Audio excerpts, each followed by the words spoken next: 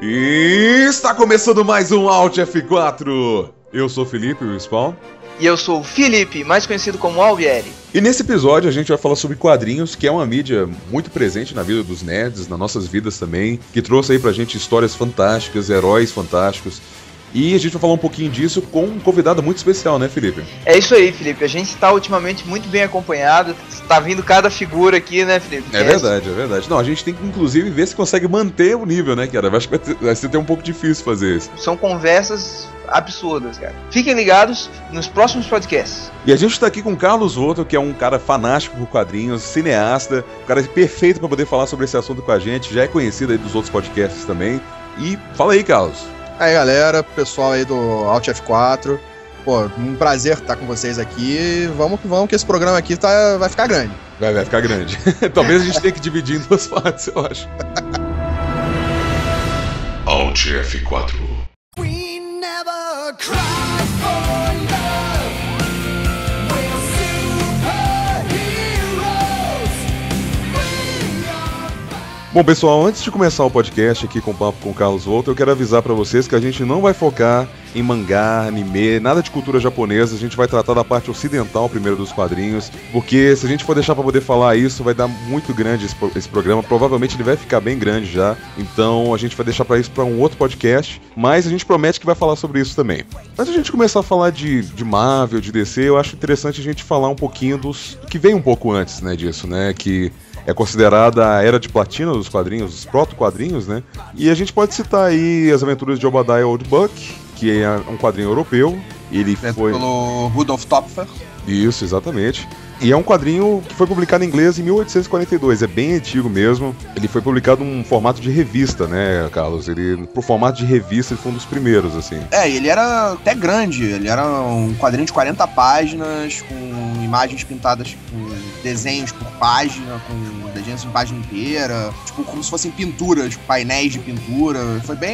Foi uma coisa assim que foi bem diferente do que se tinha na época.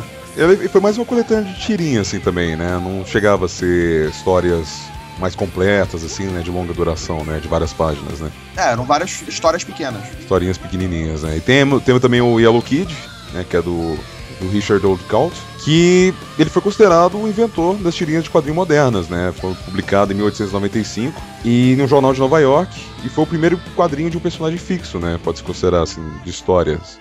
Foi o primeiro quadrinho mesmo, né? A primeira história em quadrinho da forma como a gente conhece foi o The Yellow Kid, né? Sim, já foi o primeiro que já tinha um personagem, é uma história em série mesmo, né? Na verdade, o advento da tirinha, né? Da tirinha de jornal, daquela coisa do quadrinho sequencial e que você acompanhava ele diariamente no jornal, né? Então você tinha uma historinha que você seguia uma sequência meio que lógica da história. E tem a Aventura de Tintin, que é bem antigo mesmo, assim. Teve agora o filme do Spielberg, né, que foi bacana, eu assisti ele não tem muito tempo. Assim, eu achei legal, assim, eu achei que eles capturaram o espírito até bem da história. Meu contato com o Tintin, na verdade, foi muito pelo desenho, né, porque de quadrinho assim, eu não li tanto, mas é um quadrinho belga, né, do Hergé. Que é muito bom, eu tive contato com os quadrinhos quando criança ainda, eu tenho vários livros aqui, daqueles formatos grandes de quadrinhos. Eu acho ele pra época sensacional, era muito bom, era muito bem feito, a história era muito boa, foi o primeiro tipo grande aventura que você tinha pra ler. Eram grandes aventuras. O Tintin, ele era um detetive, né? E o quadrinho chegou no Spirit lá da DC com essa perspectiva já, né? De, pô, quadrinho detetive é uma coisa legal, as pessoas gostam desse tipo de romance, né? Um cara que tá buscando as curiosidades e tal, né? E tinha muito da ideologia do Hergé, né? Que era um cara antifascista, né? Era o período da União Soviética, da Segunda Guerra Mundial, então assim, tem muito desse contexto também, que enriquecia um pouco as histórias também, né? A ação, o tipo de coisa que acontecia na época, né? As pessoas se identificavam um pouco, né? Com certeza, tanto que Tintin é uma coisa que tá aí até hoje. Você tem quadrinhos, você tem Tintin sendo vendido, tanto que o Spielberg fez um filme, então você tem que o Tintin ainda é, apesar de ser um quadrinho de 29, lá do início da Segunda Guerra Mundial, ele ainda tá aí até hoje. Exatamente. Um quadrinho muito bom, a gente recomenda aí pra vocês, procurem Tintin, que vale a pena. E o desenho dos anos 90 também é muito bom, ele foi uma boa adaptação das histórias dele, né? Eu também tenho o desenho aqui, é muito bom também. É, bacana. Foi esse desenho aí. Foi da década de 90? Achei que ele era um pouco mais antigo, não sabia que era. Não, década de 90. Bacana, bacana. Foi esse aí que eu assisti. Tem o Famous Funnies, né, cara? Que talvez seja um dos quadrinhos mais emblemáticos dessa geração de quadrinhos antes da década de ouro, da Era de Ouro, né, na verdade. Que é um quadrinho estadunidense, né, que foi considerado também a primeira história em quadrinho publicada nesse formato conhecido. Na verdade, todo mundo vai falar isso, né? Ah, esse quadrinho aqui foi o primeiro, esse outro, tem várias fontes, né? Não dá pra gente, talvez, saber exatamente qual que foi, mas tem um certo consenso que o Famous Funnies foram esses primeiros quadrinhos que surgiram aí nessa época, né? O detalhe do nome, né, é que você tem que as tirinhas eram conhecidas como The Funnies, e o título é exatamente uma referência a essa coisa de como eram conhecidas as tirinhas de jornal naquela época. Eles eram os famosos funnies, eles eram os funnies mais conhecidos. O que eu ia falar sobre isso é o seguinte, ele foi um livro de quadrinhos, uma coletânea de quadrinhos que foi bastante vendida, né? Dependendo do preço, claro que na época era bem barato, mas o que aconteceu foi o seguinte, isso daí já deu uma clareada para as pessoas que vender quadrinho podia se tornar um mercado, né? É isso, começou, né, mostrar que tem uma procura por isso, né? Era barato, realmente, as crianças tinham condição de comprar, era coisa de 10 cents, né, cara? Que pra época ainda era tranquilo, né? Tava de boa demais ainda. Ia ser aquela coisa, ia começar a sair do jornal e se tornar uma coisa única. Que antes eles eram atrelados aos jornais da época, eram atrelados a algum outro material. Eles não se vendiam sozinhos. Foi mais ou menos nesse período que eles vão começar a ser vendidos sozinhos. Vão se autossustentar como quadrinhos. E eram, assim, coletâneas até bem grandes, assim. Eram, se não me engano, de 60 páginas. Eram coletâneas grossas mesmo. Era bastante coisa, bastante conteúdo que tinha. Então, para que você ter acesso a esse tipo de coisa, justamente como você falou, Carlos, de encontrar isso tudo agrupado, extraindo, né, de jornal, de outras fontes que não tinha nada a ver, realmente foi uma novidade muito interessante para a época.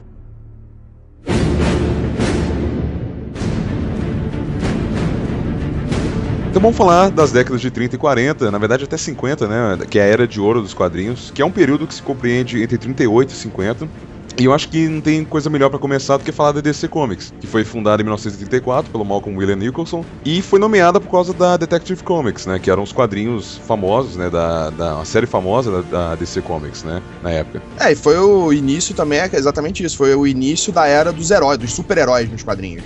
Que até então você só tinha detetives, você tinha Velho Oeste, você tinha pessoas comuns passando por algumas aventuras, você não tinha a coisa do super-herói. Já tinha quadrinho de guerra, assim, nessa época, assim, histórias de guerra, essas coisas, ou não? Eu acho que já tinha, sim, principalmente relacionado à Primeira Guerra Mundial, você tinha já coisas de soldados, personagens que participavam de guerras, você tinha detetives, você tinha Velho Oeste.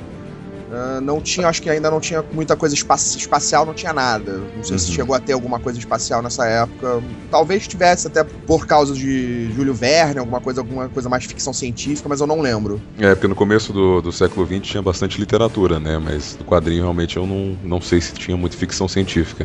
Até porque os quadrinhos eles foram feitos para vender para criança nessa época e esse tipo de literatura é bastante complexa para criança, com certeza, né, cara? Uma criança que num mundo onde o homem não tinha nem ido à lua ainda, imaginar, tipo, coisas no espaço, cara, era absurdo, né? A criança que era educada desde criança lá, na escola dominical.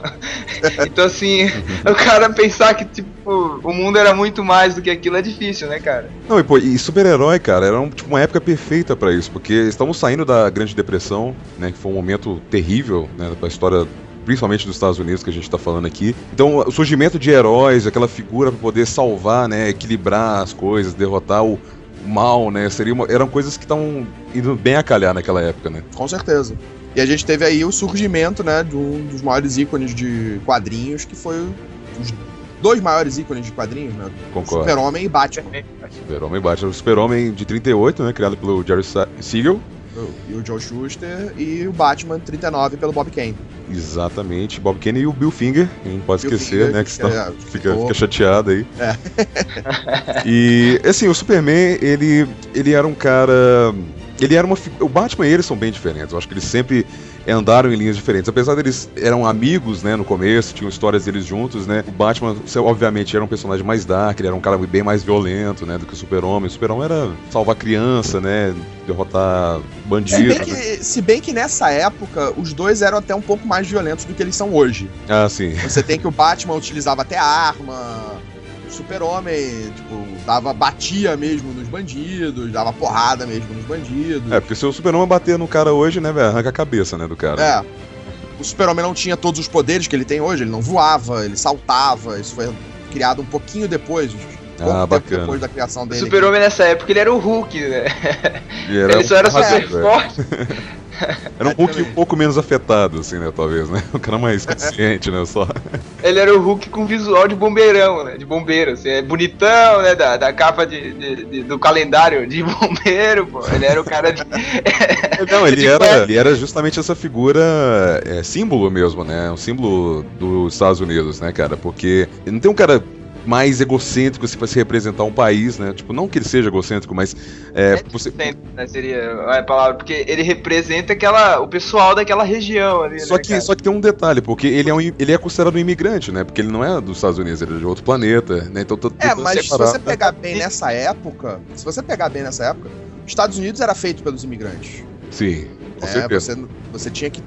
Os imigrantes era quem... Você tinha o bairro irlandês, o bairro italiano, o bairro polaco. Você tinha... Eram nichos de imigrantes que comandavam, que viviam, que levavam os Estados Unidos para o que ele vai se tornar depois, né? Então, o fato dele ser um imigrante identificava ele com todo mundo que estava ali. É verdade, é verdade. Então, acho que o fato dele ser imigrante, eu acho que torna ele mais fácil de ser identificado por essas pessoas naquela época. É o que eu acho também, eu penso exatamente o que você falou. Mas o Batman, ele foi ganhando, né, outras tonalidades, né, com o passar dos anos, né? Porque com a entrada do Robin em 1940, a coisa mudou um pouquinho, né? Ele ficou menos dark, né? Ele ficou mais paternal. É o que todo mundo já fala, né? E tem toda a parada também da viadagem entre os dois, né? Aquela homossexualidade que a gente tem que falar um pouquinho depois. Isso aí, na verdade, só vai criar nos anos 50 com aquele que eu considero um safado. Sedução dos inocentes, né? O Frederick Wertham. Isso, Aquele cara que escreveu aquilo, né? Que a Mulher Maravilha era uma lésbica, que o Batman desejava dormir com Robin. Ele corrompeu todo o mundo dos quadrinhos nos anos 50, então... Ajudou a quebrar quase toda a indústria ali naquela época, né, cara? Ele fez um grande apelo ao preconceito das pessoas, né, cara? Assim, ele pegou, viu que as pessoas achavam aquilo mesmo, tipo, uma lésbica é uma mulher mais masculina, né? O cara que não tem mulher nenhuma e anda com um garoto menor, ele é um pedófilo homossexual e tal, né? Tipo, o cara usou o preconceito das pessoas sobre esse tipo de tabu sexual e usou, né, contra elas. Não, mas assim, a Mulher Maravilha, que a gente ia falar, mas ela é de 1941 e ela foi criada por um psicólogo, que é o Charles Moulton. E ela teve justamente um efeito, diria contrário, eu não sei se talvez foi a intenção do autor, mas ela não foi uma personagem tão popular com as mulheres, né? Porque quadrinho era uma coisa bem de menino, assim, né?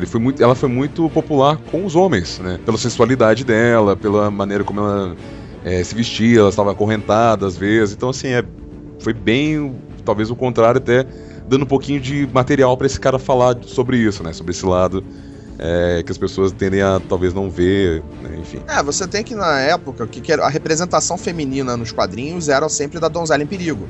Era a Lois Lane que ia lá investigar um negócio de jornalismo e ela sempre acabava se dando mal e o Super-Homem tinha que ir lá salvar. Você tinha os personagens numa... Então a mulher, a mulher, né, a imagem feminina era sempre da Donzela em Perigo. Acho que a Mulher Maravilha... Exatamente, a Mulher Maravilha mudou isso e esse cara aproveitou.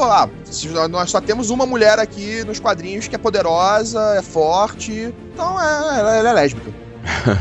Que ela é diferente das mulheres padrão que a gente tem. Então é basicamente... Por que não, né? Por que não? Um que a gente esqueceu, na verdade, em 39 não, ele foi criado em 34, em 36, desculpa. Fantasma. O Fantasma. Pô, um dos heróis mais antigos, né, cara? Ele seria, tipo, quase ele é um super-herói, né? Eu acho que é o primeiro super-herói a usar uniforme, na verdade. Sim, Ele foi o primeiro a ter a cueca sobre a calça. clássico, né? Que tá aí até hoje, né, cara? Uma coisa... Se bem que esse Super-Homem novo não tem, né? Esse que vai sair agora, não tem... Eles reformularam, eles fizeram a modificação no relançamento agora da DC, né? Que eles reeditaram tudo, zeraram todos os quadrinhos e o Super-Homem voltou sem cueca sobre a calça. Ah, dos quadrinhos também, então? Nos quadrinhos também. Ah, bom saber. Eu não tô acompanhando o quadrinho muito ultimamente, mas é bacana, bom saber isso. Tem o Spirit também, né? O Espírito, não sei qual que é a tradução em português, que eu conheço como The Spirit. Eu também sempre conheci ele como The Spirit. Até o filme veio como The Spirit. Eles não acho que não é traduzido. Que é bem antigo, assim, também, que era basicamente um cara com um chapéu, um sobretudo e uma máscara, né, cara? Tipo, Ele era uma outra versão do Batman. Ele era tipo uma versão moderna do Lone Ranger, talvez. Sim. O que eu ia falar é exatamente isso, Casualto. Ele é o... Na verdade, ele é o Batman... Entendeu? Ele é o Batman, faz as mesmas coisas que o Batman, né? Do mesmo jeito, ele é um humano, normal, tal. O pouco que ele faz é ir atrás, salvar, dar bordoada em bandido, né? Martelo rodado na galera. E é isso, basicamente é isso. É óbvio que, sei lá, né? Eu prefiro muito mais as histórias do Batman, né? O Homem-Morcego do que... Mais interessante hoje, né? Mas é que hoje em dia o Batman tá com certeza melhor e também porque ele foi trabalhado pros dias de hoje. O Spirit, ele meio que parou na época. Ele é um produto da época, é verdade. Ele não foi... ele não conseguiu evoluir até os dias de hoje. Tanto que o filme que saiu foi um fracasso monstruoso, né? É que é difícil reviver também, né? Um cara assim, um personagem tão antigo. Porque o Batman, ele conseguiu se manter com o passar das décadas justamente porque ele foi se adaptando, né? A década de 60, década de 70, 80. Exatamente. Então era muito mais fácil pro Batman dar certo hoje e estar mais adaptado na memória das pessoas porque tá mais familiar, né? Tem um outro herói que é nesse estilo também que eu adoro, eu tenho quadrinhos dele, sou fã também, que é o Sombra. Ah, o Sombra. The Shadow, pode crer. Tem um filme na década de 90, eu acho, né? É muito bom, com o Alec Baldwin. Eu adoro esse filme. Eu lembro de ter visto ele há muito tempo atrás, cara. Eu não vou saber dizer se eu acho ele bom ou ruim, mas, né? Eu vou pela sua aí, que talvez eu assista ele de novo. É aquilo, eu sou de uma época em que eu não tinha filmes de quadrinho todo mês no cinema, né? Então, tipo, quando eu via um filme de quadrinhos, pô, eu gosto. Cara, eu cheguei a gostar do Justiceiro do Dolph Lundgren. Nossa, cara. Você gostou mais do que o do Justiceiro do... Não. O último que saiu? Sem comparar com os hoje. O último eu gostei. Eu achei que foi bem fiel aos quadrinhos. Uhum. Mas na época eu gostava do Justiceiro do Dolph Lundgren. Na época que ele saiu. Porque, pô, era o Justiceiro. Eu tava vendo o Justiceiro. E era o Dolph Lundgren também, né, pô? Eu gostava eu gosto. O Batman do Tim Burton tem muita coisa boa. Tem muita coisa ruim, mas também tem muita coisa boa. Eu concordo. É muito assim, eu acho que do Tim Burton mesmo, assim. Porque o personagem, talvez o Michael Keaton, talvez, eu não gosto muito dele também, assim. Não que eu não goste do ator, eu acho que ele é um bom ator, mas talvez pra Batman. Como Batman. Não sei. O negócio é aquilo, o gosto que a gente tem, eu tenho por esses filmes é mais relacionado à época que eu assisti. Que era uma época que eu não tinha outras opções, eu não tinha como desejar algo melhor. Aquilo era o melhor que tinha. Tá certo. Vai isso aí mesmo, né? Só por ter já era o melhor, né? Já era melhor do que não tinha, né? Exatamente, porque quadrinhos não era moda, não era pop, não era popular, não tava no auge. Você lê quadrinhos, você era excluído. No Brasil ainda então, né, pô? No Brasil. Você ser nerd não era uma coisa pop como é hoje. Hoje você ser nerd, pô, você é caraca, foda. Hoje ser nerd é cult. Pô, o cara é nerd, pô, maneiro, né? Hoje todo mundo fala bem, tá cheio de filme de quadrinho no cinema, tá todo mundo querendo fazer. Então, pô, o que mais tem hoje é coisa voltada pro público nerd. Quando eu tava crescendo, não. Você ser nerd era depreciativo. Sim, pode crer. Hoje sim que é mais difícil de ser nerd, né? De verdade, né? Porque o padrão mudou. Hoje você ser nerd de verdade, pra mim, continua sendo igual. Hoje você tem mais pseudo-nerds. Pseudo-nerds, é um bom termo aí. Você tem aqueles caras que se dizem nerds, mas que não são. Loucura isso, né, Carlos? Você, na época que você viveu, ser nerd era uma coisa, justamente você falou pejorativa, era uma coisa difícil. Hoje tem gente querendo ser nerd, né, cara? E não consegue. Exatamente. Louco isso, né? Exato, né? Porque eu sempre fui nerd. E eu, tipo, sempre não tive problemas em mostrar. Eu jogava RPG no colégio, eu lia quadrinhos no colégio. Não, pode crer, cara. Ferrando. Exatamente. Muito legal esses dias, eu não lembro onde eu ouvi, mas eu vi uma frase muito legal que é o seguinte: quero ver se dizer nerd na época que só tinha o Atari, tá ligado? pagar de nerd daquela época, né? Que você jogava River Raid e tava felizão da vida, que eu fiz, né? Nerd Roots, né, cara? É, claro. É você saber de computador na época que saber de computador te deixava mal. Ah, esse cara só vive no computador. Pô, você tem um computador? Você monta um computador? Porra. Não, é loucura. O cara que fica lá o dia inteiro sentado ainda é um pouquinho mal visto, mas quase todo mundo tá fazendo isso, na verdade, né? Acaba sendo aquela coisa... Quem é a patricinha que não tá no Facebook o dia inteiro? Exatamente. É bem por aí mesmo. Fala mal, mas tá lá fazendo do mesmo jeito. Então, tipo... Exatamente. Hoje todo mundo tá no computador e hoje é praticamente indispensável você saber mexer em computador. É indiferente ao fato de você mexer em computador. Você tem que saber mexer em computador, seja nerd ou não. Isso é verdade. Na época do advento disso, no crescimento, no surgimento do computador, não. Aí era diferente. Então, ou você trabalhava diretamente com isso, a sua empresa tinha computadores e você tinha que trabalhar com isso. Se você tinha computador em casa pra brincar, você era nerd. É verdade, é verdade.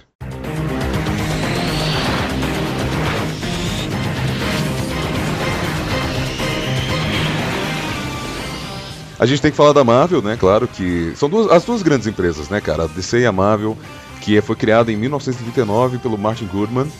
E temos aí títulos, cara, que são realmente fantásticos, né, cara? São, assim, eu gosto pessoalmente mais da Marvel, assim, pelo estilo dos quadrinhos que ela dá, mas eu gosto das duas muito, assim. Mas eu acho que a Marvel trouxe títulos um pouco mais interessantes com o passar das décadas, assim. Eu acho que ela foi um pouco mais, ela arriscou um pouquinho mais, né, do que a DC. Ela na verdade se arriscou nos anos 60, quando tava tendo quando exatamente tava com esse código dos quadrinhos, que a DC meio que baixou a cabeça pra isso. A Marvel veio, não, vamos voltar a publicar coisas diferentes, vamos botar coisas mais interessantes. Então ela foi mais pé no chão e trouxe os heróis, os super-heróis que antes eram quase deuses pro mundo real. Isso que eu acho mais bacana da Marvel, assim, você poder se identificar muito mais com os personagens da Marvel, pelos problemas que eles passam, pelo cotidiano, e todos eles têm uma fraqueza, né, de caráter, de personalidade, da vida, do cotidiano deles. Eu acho isso muito legal. O Super-Homem, ele é muito perfeitinho, né, ele é muito certinho, ele tem os problemas dele também, mas é muito mais curva dramática do que se tratando do psicológico dele, né. Claro que isso evoluiu, mas... Ele é sobre-humano em tudo, né? Até ele é artificial nisso, ele não se torna um humano exatamente, eu acho que mais por isso, né? Tu não acredita no Super-Homem como um homem de verdade porque falta ali o defeito. Só no Clark Kent, né, cara? Que é justamente a explanação disso. Né? É um cara fingindo ainda, assim. Isso eu acho que é muito bem representado até pelo filme do Christopher Reeve, que é aquela coisa, como o Super-Homem vê a humanidade. Isso até discutido, acho que no filme do Tarantino. Isso. No Kill Bill. É muito bom. Que é exatamente aquilo. O Clark Kent é a visão do Super-Homem da humanidade, que é um cara fraco, atrapalhado, inseguro, tá sempre tropeçando, inseguro. Aquilo ali é a visão do Super-Homem da humanidade. É uma grande crítica, realmente. Como o David Carradine falou muito bem lá no exatamente. Kill Bill, muito bom mesmo. O que, pra quem não pegou muito, mas é mais ou menos isso. O que eu preciso pra parecer humano, né? Isso. O que eu preciso? Eu preciso ser pior, muito pior. É isso que... Exatamente. É isso. E você vendo isso no filme do Christopher Reeve, você vê que ele faz isso perfeitamente. O Christopher Reeve mandou bem pra caramba mesmo. Os dois primeiros, né? Você vê que a diferença que ele tem, né? Isso até se pegar uma cena que eu lembro assim de cabeça, a cena dele com a Lois no hotel no Cataratas do Niágara, no segundo filme. É ele indo revelar pra ela. Então tá lá ele como Clark falando meio quebrado, quase gaguejando, encurvado, quietinho. Aí ele vai contar pra ela que ele é Super-Homem, ele tira o óculos, ele levanta, faz a postura como se estivesse em pé. Você vê que ele muda. Sim. Ele aciona o modo verdadeiro dele mesmo, né? Exato. E isso é visível. Então, essa é a coisa do Super-Homem. E é a coisa da DC. Os super-heróis na DC, eles eram quase deuses. Eles não eram humanos. Todos eles tinham coisas... Eles eram mais que humanos. Até o próprio Batman, com a crise dele, ele deixa o lado humano dele pra ser o Batman. Ele não é o Bruce Wayne. Sim. Ele é o Batman. O Bruce Wayne é o disfarce dele. Concordo com você. Isso até é muito bem representado nos filmes novos do Nolan também, né? Ele consegue fazer isso bem também. O filme do Nolan, pra mim, eles são ótimos pra mim, só que eles têm um defeito que eu considero o maior defeito dessa trilogia do Nolan. O Batman ficar o tempo inteiro não querendo ser o Batman. Porque se você pegar o Batman dos quadrinhos, beleza, ele pega o Batman, vamos pensar num cara que se transformou no Batman. O cara pegar, decidir, beleza, vou sair toda noite fantasiado de morcego pra enfiar porrada em bandido. O cara tem que ter uma determinação absurda pra fazer isso. Não, eu acho que hoje à noite eu vou sair pra enfiar porrada em bandido, vestido de morcego. Eu tenho dinheiro. Tem dinheiro. Tem dinheiro, vou fazer isso, beleza. Não, peraí, não, vou de coruja, não, vou de morcego mesmo. Pô, não é uma coisa que leviana, o cara tem um passado em que os pais foram assassinados na frente dele, então aquilo ali é uma determinação da vida dele. Não é uma coisa que a cada 5 minutos ele vai dizer, não, beleza, eu tô fazendo isso, mas eu não quero ser o Batman. Eu tô fazendo isso pra até outra pessoa tomar o lugar. Nesse final desse último filme da trilogia, realmente deu essa impressão mais do que todos os outros, né? De ele não querer, largar a mão de seu Batman e deixar pra outro. Realmente. Eu vejo da seguinte forma, eu concordo com você, Carlos, eu acho que realmente tem muito disso nesses filmes, mas a minha defesa quanto a isso é só o seguinte: os filmes se tratam só de 3, né? Eles se passam num intervalo de tempo muito menor do que com relação aos quadrinhos, né? Você vê que a longevidade do Batman nos filmes do Nolan é muito menor do que seria no quadrinho. E ele passa por traumas na vida dele que acabam dando esses problemas para ele pensar e refletir sobre isso, será que ele não tá no caminho certo e tal. Mas eu concordo. Como representação do personagem Batman mesmo, ele tem muito dessa dúvida, eu concordo com você. Não, ele é bem diferente do Batman dos quadrinhos, é bem diferente de outras representações que o Batman já teve. Mas eu acho que esse fato da determinação, que é aquilo, é exatamente isso, você pegar e se transformar nisso, naquilo que ele se transformou, num homem que se veste de morcego pra enfiar porrada nos bandidos, pra diminuir a criminalidade. Você tem que ter uma determinação de que você tá fazendo isso. Sim, tem que ser foda, né, cara? Pô, eu vou fazer isso pra minha vida mesmo e não tem dúvida, né, cara? Você pega que desde o primeiro filme, ele já questiona isso. E você tem no final do primeiro filme, quem afirma que ele tem que ser isso é a mulher, é a Rachel Dawes. Que fala, não, você tem que ser isso. Não, mas eu quero parar, eu não quero ser isso pra sempre. Ele falando isso não me convence. Concordo. Acaba sendo muito dela mesmo, né? Porque ela ajudou ele a se tornar, ela ajudou ele a parar de ser por um tempo, né? Muito, muito verdade. Não é muito dele, né? Não é determinação dele. Parece que ele precisa sempre de uma reafirmação. Isso, exatamente, eu concordo. Tem sempre alguém ali reafirmando, não, você tem que ser o Batman, você tem que ser o Batman, você tem que ser o Batman. Ele não, mas é ele que decidiu ser o Batman, né? Então se ele decidiu ser o Batman, a determinação tem que partir dele. Concordo com você. Então isso pra mim é a única coisa assim que peca um pouco nesses filmes do Nolan. São filmes ótimos, eu adoro os filmes do Nolan, uma das melhores representações do Batman no cinema, mas pra mim peca nesse ponto. Não é porque é bom também que a gente não vai fazer crítica, né? Claro, lógico, é. Tá certo. Onde é que a gente parou, Felipe? Marvel. A Marvel surgiu com o Tocha Humana, Namor. O Namor, ele surgiu, na verdade, no Funnies, eu acho. Se não me engano, ele é antes dos quadrinhos da Marvel. Ele é um personagem bem específico que eles trouxeram pros quadrinhos da Marvel. Mas sim, eu acho que o Tocha Humana foi considerado um dos primeiros, assim. Ele é de 39 e ele não é o mesmo Tocha Humana do Quarteto Fantástico, né? Ele é um... É um robô. Ele é um androide, é um robô, exatamente. E que ele tinha a habilidade de usar o fogo dele, né? O fogo a favor dele, se envolver, né? O corpo dele em fogo. E era a luta dele contra o Namor, que é um príncipe do mar, né? Aquático, né? Um cara... É a batalha dos elementos, né? Essa habilidade de controlar o fogo aí, Felipe, tem um nome bonito na nossa língua. Se chama pirocinese. Muito obrigado, Felipe. Muito obrigado. Pirocinese. E a gente vê esses efeitos todo final de ano aqui no Rio de Janeiro. Você tem o pessoal fazendo pirotecnias. Exatamente. Excelente, muito bom. E tinha um brinquedo também de infância que era o pirocóptero. Ah, não, isso é outra coisa. Né? É quase. Pirocóptero, pirocinese, porra, perfeito. Crianças brincando com o pirocóptero tacando fogo nele, né, cara? Muito bom. E pra competir com o Super-Homem, a gente tem que falar do Capitão Marvel, que é um quadrinho da década de 40, que era uma criança que se transformava no Capitão Marvel, na verdade, que é o Billy Batson, né? Isso, e não era da DC ainda. A DC só vem a comprar o Capitão Marvel quando ela adquiriu a Fawcett Comics. Isso na década de 70. E teve muito controvérsia, né, cara? Por causa que era realmente um personagem muito parecido com o Super-Homem, assim, né? Até o... A DC processou, né? A DC processou a Fawcett Comics. A DC brigou na justiça por muito tempo pelos direitos do Capitão Marvel, porque ele era considerado uma cópia ao Superman, né?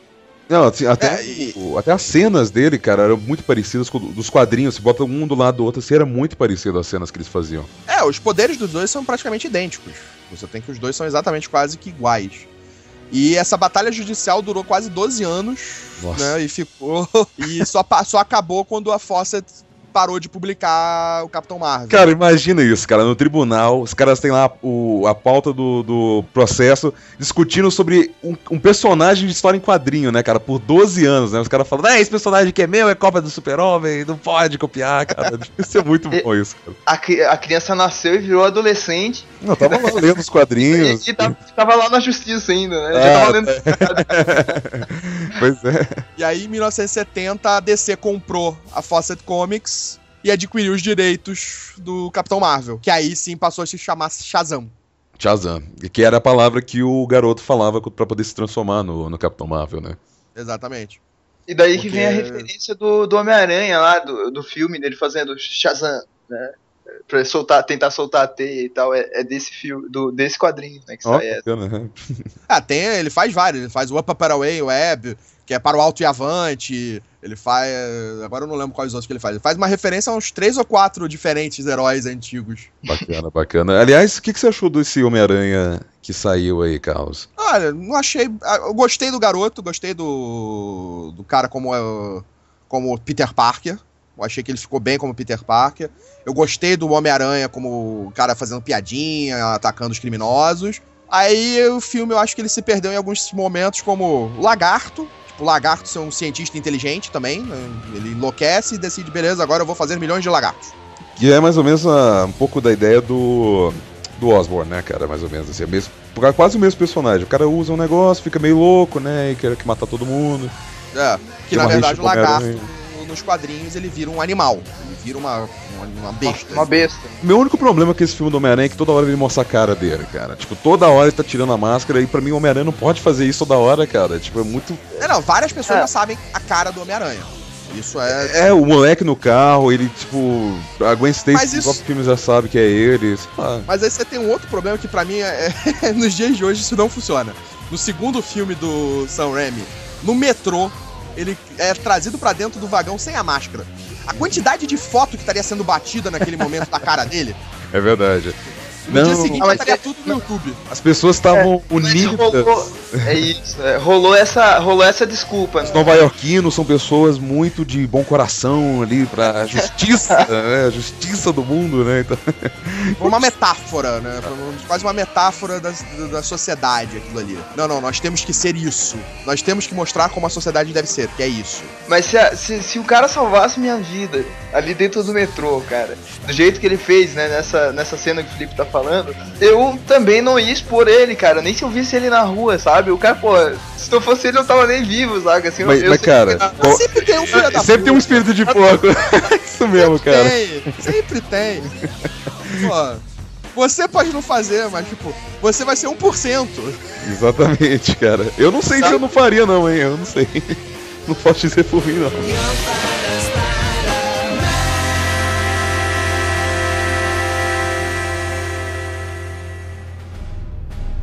Em 41 a gente tem aí o Joe Simon e o Jack Kirby trazendo um esforço de guerra para os Estados Unidos. É verdade. Vamos entrar na guerra, que era aí o Capitão América. Que veio em excelente hora, né, cara, pros Estados Unidos, que precisavam também dessa figura nacionalista forte no contexto da guerra, né, na Segunda Guerra Mundial. Exatamente, que foi depois dos Estados Unidos ter entrado na guerra. Porque, cara, pensa bem, você tem um cara que é um fracote, que é o Steve Rogers, um cara que não vale 2 palitos, e você coloca uma parada nele pra ele ficar super forte e tal, pra ele poder lutar na guerra, então ele dá porrada no Hitler e tal. Era perfeito, cara. Era tipo pra botar toda criança falando, eu quero ser um soldado, quero lutar com o Capitão América lá e quero dar porrada no Hitler também e foda-se. Isso aí.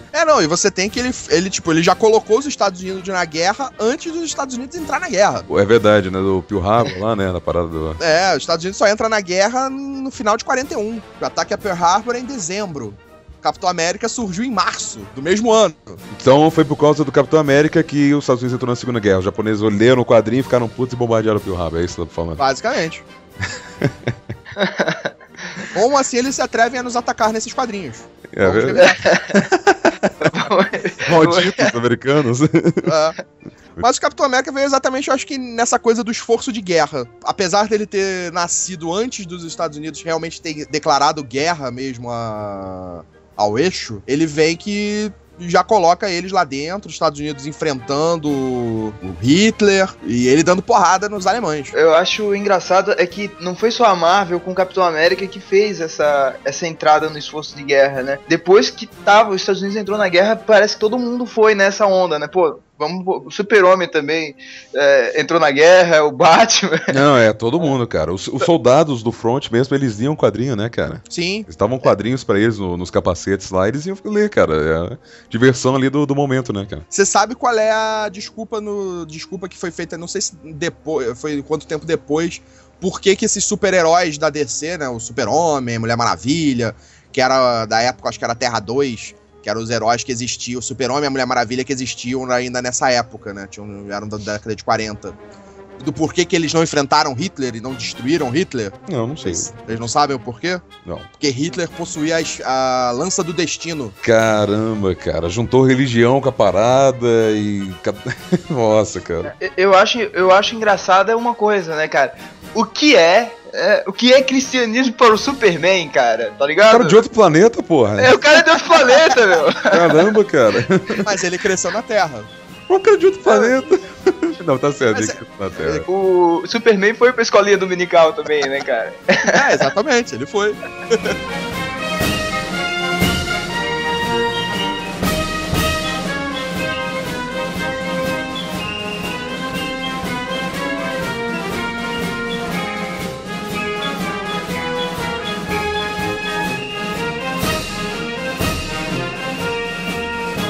Vamos agora pra década de 50, 60 e 70 com o Comics Code Authority, que foi, né, uma coisa que aconteceu logo depois da Segunda Guerra, né, do fim da Segunda Guerra. Que foi aquilo que a gente falou já, né, do safado Frederick Wertham. Sim, Sedução dos Inocentes, livro de 54, que fala aí do lado ruim dos quadrinhos, né, pra sociedade americana, pras crianças, Uma coisa que eu queria falar sobre isso é que é o seguinte, né, o código foi criado, mas muitos dos autores dos quadrinhos, eles concordavam com a ideia, né, de que os quadrinhos realmente estavam levando para aquele lado, que o negócio estava ficando meio malicioso, e eles aceitavam, né, essa censura. Inclusive eles queriam ter esse título de ser um quadrinho politicamente correto, porque se tratava de quadrinhos para criança, né? Frederick Wertham, ele realmente conseguiu convencer as pessoas daquilo, até alguns autores, isso que eu quis dizer mais ou menos. Sim. É óbvio que teve lá os rebeldes tipo Stan Lee, né, que tipo, cagou foda pro que o cara fez. Um pouco, mas se você for pensar bem, a Marvel, o que a Marvel fez? Ele não corrompeu tanto o código. Eles não chutaram o pau na mesa, assim. Não no começo, né? Isso foi feito mais depois, no início dos anos 70.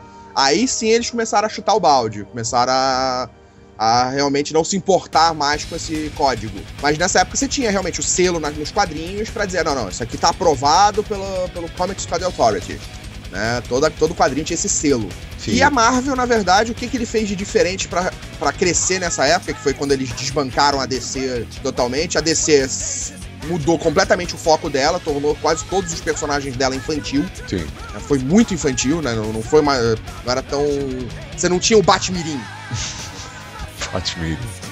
A Batwoman também surgiu mais ou menos nessa época, não foi? Foi por aí também. Batwoman. Então teve muita coisa ruim que surgiu nessa época. Teve muito sidekick também, né? Assim, o Robin já na época, na década de 40, já tinha trazido um pouco disso, mas o sidekick realmente imperou bastante nessa época, né? Porque o sidekick todos os heróis ganharam o sidekick nessa época. Todos mesmo, assim, né, cara? Eu acho que eu não consigo pensar em nenhum. O Super-Homem teve ou não? Eu acho que talvez seja uma das exceções. O Super-Homem nessa época ele tinha várias versões. Ele tinha o Super-Homem velho, que era o Super-Homem da Segunda Guerra. Tinha o Super-Homem que era o dos dias da época, dos dias atuais. Você tinha o Superboy, que era o Super-Homem que já era Super-Homem em Smallville. Uhum. Você tinha o Super-Homem que foi o Superboy, já mais velho. E você tinha o Super-Homem que não tinha sido Superboy. Então, tipo, sei lá, você tinha Terra 1, Terra 2, Terra Alternativa, você tinha... Nossa. Isso tudo eram vários quadrinhos separados.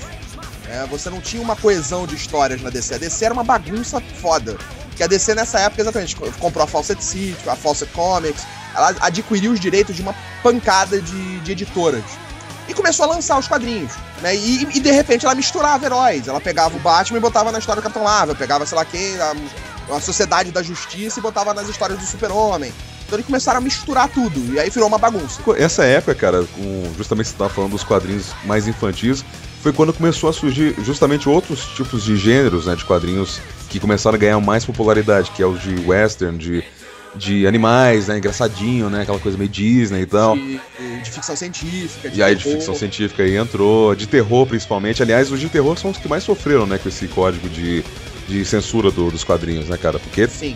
os temas eram até bem pesados, assim, pra época, assim, os desenhos, né, era muito gore, né, muita... Mas era o que hoje a gente tem da Vertigo, quadrinhos adultos. Assassinato, assim, uma parada de coisa que, assim, eu vejo que pra criança mesmo, assim, tipo, que lia, assim, quadrinho do Super-Homem e tal, é um pouco realmente, né, é um contraste muito grande, né. Mas eu acho que tinha que ter esses quadrinhos, mas talvez a época. Os Estados Unidos é muito hipócrita. É um puritanismo que que tem a maior produção de pornô do mundo. É verdade. Os caras. Eu tinha parado pra pensar nisso. Os caras criticam a cocaína, são os maiores consumidores de cocaína do mundo, né? Tipo, vários contrastes aí. Isso é bem natural, porque esses são os problemas que assolam, né, a sociedade deles. Por mais que eu não ache, né, eu não tenho problema nenhum com quem usa. Só que eu acho que isso é um problema que eles veem, né? Então, assim, tem muita gente lá, né, completamente junkie já por causa das drogas e tipo, como o Carlos falou, é a maior produção de pornô, né? Bem ou mal não é uma carreira saudável, né? Ser ator ou atriz pornô, assim. Por mais que dê muito dinheiro e que seja uma profissão reconhecida até. Pornô é reconhecido e você pode fazer. Agora, prostituição não é. Prostituição é contra a lei. Lá, né? Lá. Aqui é contra a lei você aliciar, você ser cafetão. Lá E fora, se você pegar uma prostituta e botar uma câmera e dizer que tá fazendo um pornô, ninguém pode prender. Informações úteis para os ouvintes do Alt F4 que vão viajar pro exterior aí, ó. Não percam esses dados importantíssimos. Sempre entra com a câmera. Levem sua câmera de bolsa e qualquer coisa, né? Câmera de bolsa, tô maluco, cara. Celular, leva seu iPhone aí e tal, você vai comprar lá, então... Só lembra de falar com a garota antes, ó, eu vou filmar aqui, vou fazer um filminho, só valendo. Daí, se ela for uma policial disfarçada, ela não vai poder fazer nada. Excelente. Tem que aceitar. Então já vai pro lugar mais fácil que não tem problema, vai logo pra Amsterdã.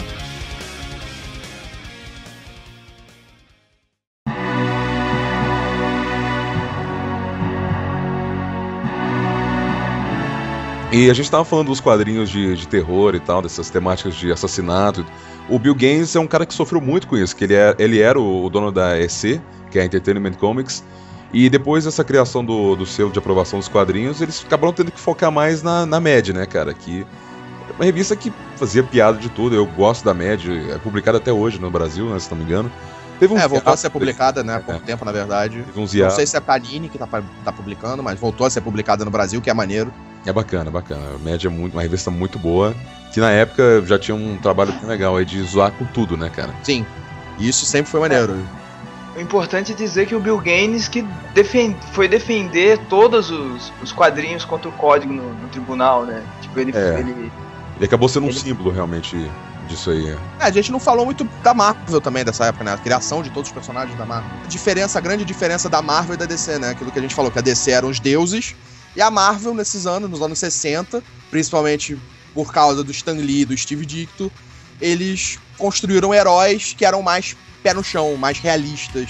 Eles se identificavam melhor com os adolescentes da época. O Stan Lee, aliás, pra fazer o Homem-Aranha, ele queria fazer quadrinhos pra adultos, né? Ele não queria que tivesse essa ideia de quadrinhos pra criança, né? Ele era meio que contra isso. Então, ele fez um quadrinho de um super-herói do mundo real, né, de Nova York, que tem problemas o tempo todo, né, cara? O Homem-Aranha é um cara que é ferrado na vida mesmo, sempre. Ele tem os poderes dele, mas a todo tempo ele tá quebrado de grana, o patrão dele vai dar uma ferrada nele, então assim, a namorada tá com problema.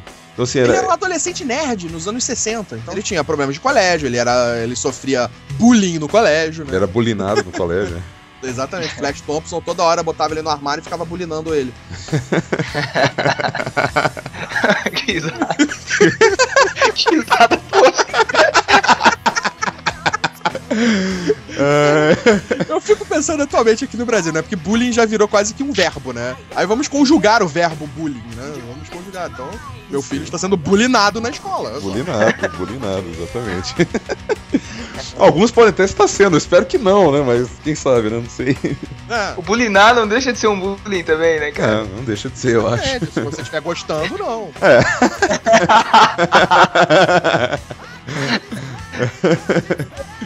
Nesse período, não logo depois, trouxeram o Kid Flash, no final dos anos 70, Kid Flash, puta. que era o Wally West. O Flash que volta nessa época era o Barry Allen, e você ainda tem o Jay Garrick, que era o Flash da Era de Ouro. Uhum, sim, com aquele capacete horrível, né? Que era o latão com asinhas. Isso, horrível aquilo. E no comecinho da década de 60 foi criada a Liga da Justiça, né, cara? Que foi, né, não pode dizer um marco, assim, da história dos quadrinhos da DC, né, cara? Que no começo era composto pelo Super-Homem, pelo Batman, pela Mulher Maravilha, pelo Flash, pelo Lanterna Verde, pelo Aquaman e o Caçador Marciano, né, que O Martian Manhunter, o Ajax. a gente conhece como Ajax. É no Brasil, né, que a gente conhece como Ajax, na verdade, não é? Ou ele era Ajax também? Eu acho que. Não, ele sempre foi lá fora, era Martian Manhunter. Era o Caçador de Marte. Mas por que Ajax aqui no Brasil, cara? Você sabe? Era, acho que o nome dele, Ajax. Ah, ok. Eu acho, eu não lembro. Sinceramente, agora eu não lembro. Liberdades, né, de editora aí no Brasil. Esse aqui é uns quadrinhos, vamos botar um nome aqui pra ele, Ajax. Por que não? Uma maneira. Um dia, quem sabe, a gente lança um produto de limpeza. Eu só penso nisso. Um produto de posto, assim, tá ligado? Ele e verde, assim, a embalagem, Ajax, assim. Eu realmente não sei por quê, porque o nome dele não era John Jones. John Jones. Acabei de descobrir por que é Ajax. Manda ver, então. Ajax foi o nome dado pela editora brasileira, pela EBA. Aí, ó, tá Porque vendo? Martian Manhunter, Caçador de Marte, era um nome muito grande pra caber nos balões de diálogo da época. Olha Formatinho. isso. Curiosidades muito boas aí, ó. Caraca. Muito bom, muito bom. Até porque também você teve nomes que foram rebatizados, mas aí isso também eu não sei o porquê. Que foi Lois Lane e o Clark Kent, que no Brasil era Miriam Lane e Eduardo Kent. Nossa, cara. Essa mania de traduzir nome, eu acho mesmo, né? Pra ter um equivalente, né, no Brasil. O Ajax, na verdade, foi porque não cabia Caçador de Marte nos balões. Aí vamos diminuir, vamos botar Ajax. Porque tem tudo a ver. Tudo a ver. Excelente, excelente. Vamos falar então do Quarteto Fantástico, que é de 1961. Também do Stan Lee. E ele ressuscita o Tocha Humana, não o original, mas com o mesmo nome e os mesmos poderes. Conceito, né, do personagem, né, do Tocha Humana, assim.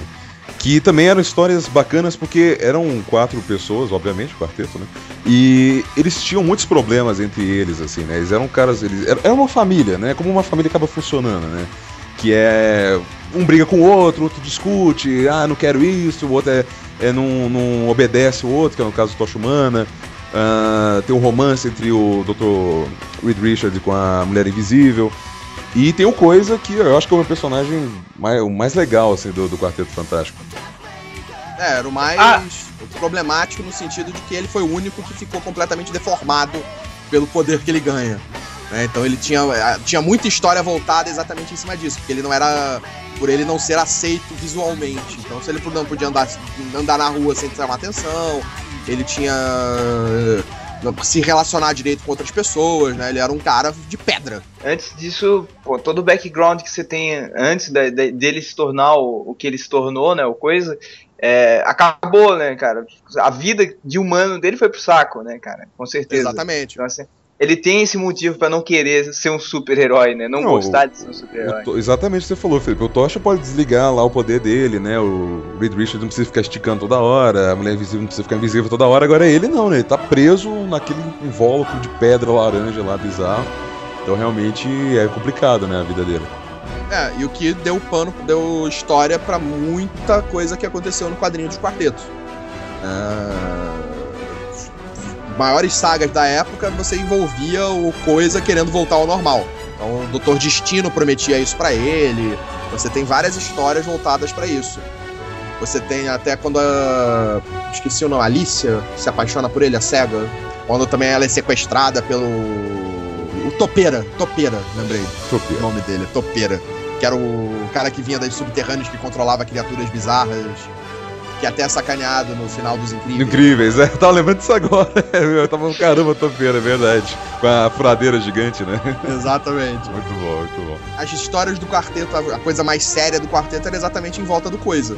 Em volta da relação da família, dele tentando ter uma vida normal. O que não é possível, né, cara? Vamos combinar que tipo, isso é apenas um sonho dele, né, cara? Ele tem uma vida normal. Imagina como é que é, né, velho? Imagina sexo do Homem de Pedra, né, cara? Cara, que loucura. Isso é até discutido naquele filme do Kevin Smith, que Barrados no Shopping, que os dois caras abordam o Stan Lee e perguntam exatamente isso. Como é que o Coisa faz sexo? Os caras estão com o Stan Lee, olha o que eles perguntam pro cara, né, velho? Tá na minha cabeça já, tá automático. Como é que o Coisa faz sexo, porra? Eu quero saber muito isso, cara. Sério, fala aí. Desembucha, seu velho, fala. Ele é todo de pedra anatomicamente perfeito? Como é que funciona? Se encaixa ali, né, de uma forma... muito bom. Eu não sei se serve de consolo, mas, né, cara, pô, pedra é uma coisa meio rígida já automaticamente, né, cara? Uma vantagem enorme ali, né? Não sei, tem que ver, vai que serve de consolo. Boa. Tirar leite de pedra nunca foi tão verdadeiro, né, cara? Que horrível. Ai, que merda.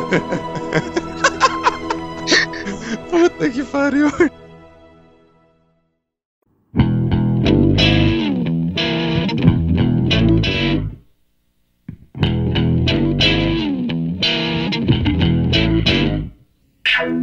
Vamos lá, Felipe, para os recadinhos da semana do podcast Alt F4 e do canal Blind Death. Exatamente, Felipe. Estamos aqui agora para falar sobre a opinião de vocês. O que vocês têm achado do que a gente tem feito? Se é muito ruim, se é muito bom, se não é nada bom, se não é muito ruim. Enfim, o que vocês acham? Exatamente. Não, eu acho que, primeiramente, eu tenho que dizer que eu fiquei muito feliz de gravar o podcast com o Marabad. Foi uma experiência muito legal pra gente. E ninguém reclamou do podcast, primeiramente. Ninguém falou mal. Foi um sucesso o podcast. Foi muito bacana. Eu ouvi dizer de gente que quis ver o filme de novo e teve gente que quis ver por causa do podcast. Cara, quando a gente consegue fazer isso, realmente é porque funcionou, né, cara? Deu certo mesmo o episódio. Aliás, é muito bom a gente saber que as pessoas estão até se motivando a rever os filmes, ver os filmes que o Marabad citou, né? Pô, é bacana, realmente. É muito bacana saber que o público tá reagindo ao nosso estímulo, né? Porque a gente tá falando nossas opiniões, mas é uma forma da gente recomendar coisas bacanas que a gente gosta e tal.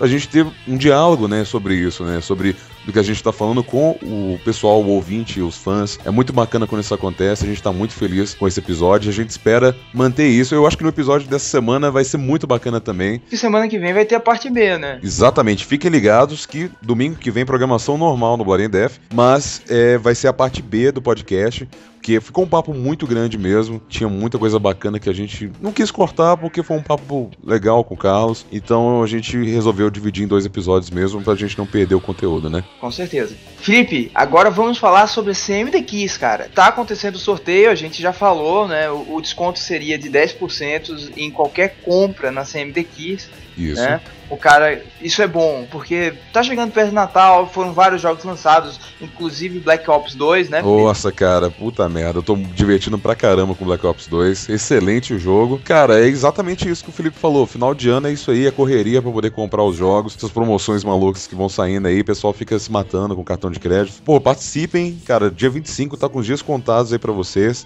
é muito simples de participar. É uma promoção bacana. É um incentivo para as pessoas até comprar jogo, porque a gente sabe que no Brasil não é uma coisa tão fácil assim comprar um jogo, não, como é nos outros países do mundo, né? Principalmente os países desenvolvidos, assim, eles têm uma facilidade maior de alcançar o entretenimento que o Brasil não tem. É muito mais legal você ter o jogo original, você poder jogar online, é muito melhor, ter um suporte bacana da Steam.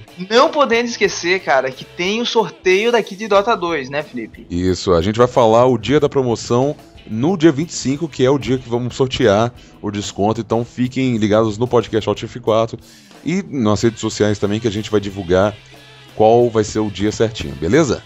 Não esqueça que se você for o vencedor, se você ganhar e não souber alguma das coisas que vão ter que ser feitas, você foi automaticamente anulado. Não adianta eu chegar lá e perguntar, pô, qual é o código aí pro vencedor, e o cara não souber responder, ele não vai ganhar. Isso. O cara chegar assim, não sabia que tinha código.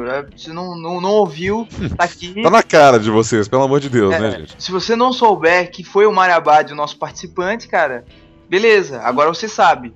Então não tem desculpa. Não tem certo? desculpa, tá fácil. Resumindo então, pessoal, vocês têm que seguir a gente nas 3 contas que a gente já falou, que é o YouTube, o Facebook e o Twitter. Responder a perguntinha secreta, que já não é mais secreta. E fica muito fácil, vocês têm que responder. Se o cara não responder nas 3 contas no dia da promoção, ele vai passar adiante. Lembrando que a gente vai fazer o sorteio no sorteio.me, então assim, não vai ter nenhuma interferência nossa com relação ao sorteio em si. Quem ganhar, ganhou, não tem esse negócio, amigo de vocês ganhou e tal, não sei o que. Não, quem tá inscrito nas 3 redes sociais como a gente pediu, vai ganhar, independente de quem seja, vai ganhar normal, não tem esse negócio de mais chance ou menos chance. É isso aí, certo, galera? Alt F4.